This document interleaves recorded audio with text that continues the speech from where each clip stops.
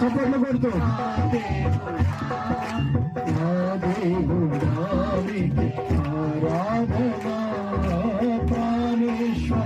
చప్పట్లు కొడుతూ అందరూ సకలము చేయు శ్రీ సంపదలు శ్రీరము కాదని